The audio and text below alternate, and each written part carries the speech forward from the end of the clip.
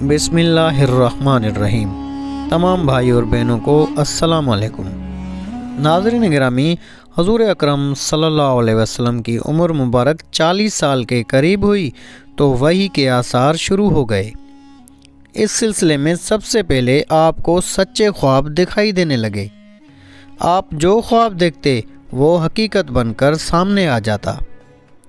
اللہ تعالیٰ نے سچے خوابوں کا سلسلہ اس لیے شروع کیا کہ اچانک فرشتے کی آمد سے کہیں آپ خوف زدہ نہ ہو جائیں۔ ان دنوں ایک بار آپ نے سیدہ خدیجہ رضی اللہ تعالیٰ عنہ سے فرمایا، جب میں تنہائی میں جا کر بیٹھتا ہوں تو مجھے آواز سنائی دیتی ہے، کوئی کہتا ہے اے محمد اے محمد۔ ایک بار آپ نے فرمایا، مجھے ایک نور نظر آتا ہے، یہ نور جاگنے کی حالت میں نظر آتا ہے، مجھے ڈر ہے اس کے نتیجے میں کوئی بات نہ پیش آ جائے۔ ایک بار آپ نے یہ بھی فرمایا، اللہ کی قسم مجھے جتنی نفرت ان بتوں سے ہے اتنی کسی اور چیز سے نہیں ہے۔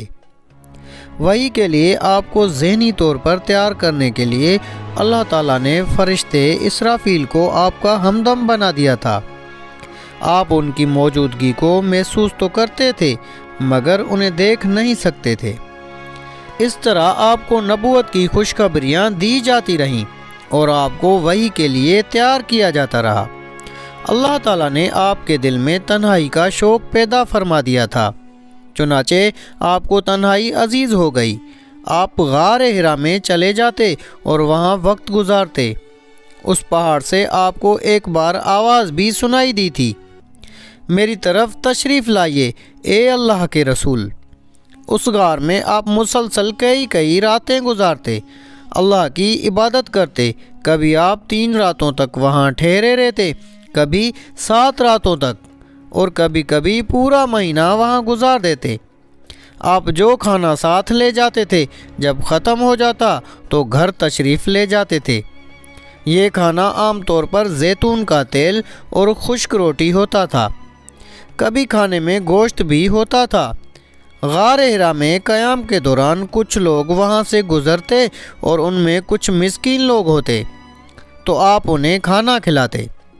غار حرا میں آپ عبادت کس طرح کرتے تھے روایات میں اس کی وضاحت نہیں ملتی۔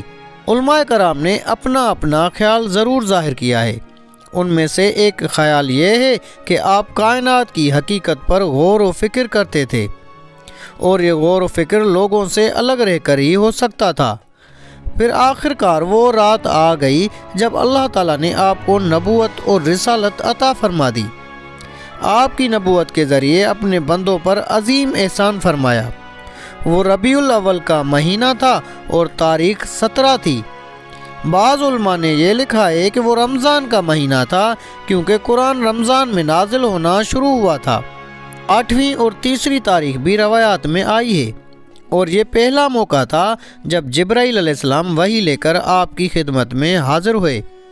اس سے پہلے وہ آپ کے پاس نہیں آئے تھے۔ جس صبح جبرائیل علیہ السلام وحی لے کر آئے وہ پیر کی صبح تھی، اور پیر کی صبح ہی آپ اس دنیا میں تشریف لائے تھے۔ آپ فرمایا کرتے تھے، پیر کے دن کا روزہ رکھو کیونکہ میں پیر کے دن پیدا ہوا، پیر کے دن ہی مجھے نبوت ملی۔ بہرحال اس بارے میں روایات مختلف ہیں۔ یہ بات طے ہے کہ اس وقت آپ کی عمر مبارک کا 40واں سال تھا۔ آپ اس وقت نیند میں تھے کہ جبرائیل علیہ السلام تشریف لے آئے۔ ان کے ہاتھ میں ایک ریشمی کپڑا تھا اور اس کپڑے میں ایک کتاب تھی۔ انہوں نے آتے ہی کہا، اقرا یعنی پڑھیے۔ آپ نے فرمایا، میں نہیں پڑھ سکتا، یعنی میں پڑھا لکھا نہیں۔ اس پر جبرائیل علیہ السلام نے آپ کو سینے سے لگا کر کھینچا۔ آپ فرماتے ہیں، انہوں نے مجھے اس زور سے کھینچا کہ مجھے موت کا گمان ہوا۔ اس کے بعد انہوں نے مجھے چھوڑ دیا، پھر کہا پڑھیے، یعنی جو میں کہوں وہ پڑھیے۔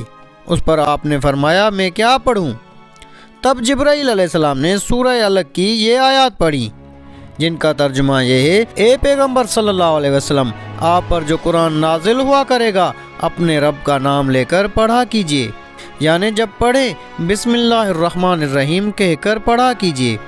جس نے مخلوقات کو پیدا کیا، جس نے انسان کو خون کے لوتھڑے سے پیدا کیا۔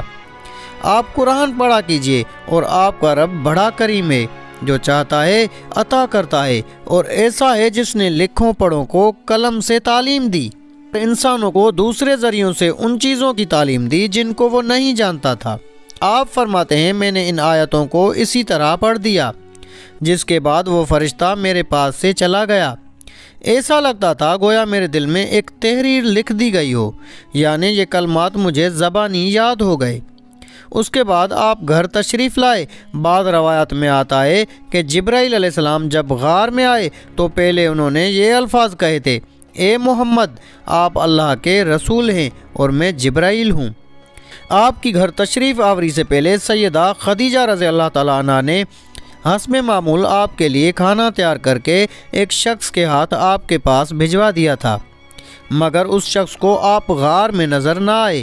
اس شخص نے واپس آ کر یہ بات سیدہ خدیجہ رضی اللہ تعالیٰ عنہ کو بتائی۔ انہوں نے آپ کی تلاش میں آپ کے عزیز و اقارب کے گھر آدمی بھیجے، مگر آپ وہاں بھی نہ ملے، اس لیے سیدہ خدیجہ رضی اللہ تعالیٰ عنہ پریشان ہو گئی۔ وہ ابھی اسی پریشانی میں تھیں کہ آپ تشریف لے آئے۔ آپ نے جو کچھ دیکھا اور سنا تھا اس کی تفصیل سیدہ خدیجہ رضی اللہ تعالیٰ عنہ سے بیان فرمائی۔ حضرت جبرائیل کا یہ جملہ بھی بتایا کہ اے محمد، آپ اللہ کے رسول ہیں۔ یہ سن کر سیدہ خدیجہ رضی اللہ تعالیٰ عنہ نے کہا، آپ کو خوشخبری ہو، آپ یقین کیجئے، قسم ہے اس ذات کی جس کے قبضے میں میری جان ہے، آپ اس امت کے نبی ہوں گے۔ پھر سیدہ خدیجہ رضی اللہ تعالیٰ عنہ آپ کو اپنے چچا داد بھائی ورقہ بن نوفل کے پاس لے گئیں۔ غار والا سارا واقعہ انہیں سنایا۔ ورقہ بن نوفل پرانی کتابوں کے عالم تھے۔ ساری بات سن کر وہ پکار اٹھے، قدوس قدوس، قسم ہے اس ذات کی جس کے قبضے میں میری جان ہے، خدیجہ اگر تم سچ کہہ رہی ہو تو اس میں شک نہیں، ان کے پاس وہی ناموس اکبر یعنی جبرائیل آئے تھے جو موسیٰ علیہ السلام کے پاس آیا کرتے تھے۔ محمد اس امت کے نبی ہیں، یہ اس بات پر یقین کر لیں۔ قدوس کا مطلب ہے وہ ذات جو ہر عیب سے پاک ہو۔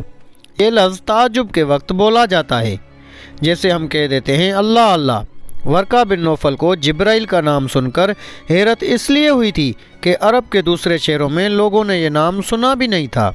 یہ بھی کہا جاتا ہے کہ ورقہ بن نوفل نے آپ کے سر کو بوسہ دیا تھا اور پھر کہا تھا، کاش میں اس وقت تک زندہ رہتا جب آپ لوگوں کو اللہ تعالیٰ کی طرف دعوت دیں گے، میں آپ کی مدد کرتا، اس عظیم کام میں بڑھ چڑھ کر حصہ لیتا، کاش میں اس وقت تک زندہ رہوں جب آپ کی قوم آپ کو جھٹلائے گی، آپ کو تکالیف پہنچائے گی، آپ کے ساتھ جنگیں لڑی جائیں گی اور آپ کو یہاں سے نکال دیا جائے گا۔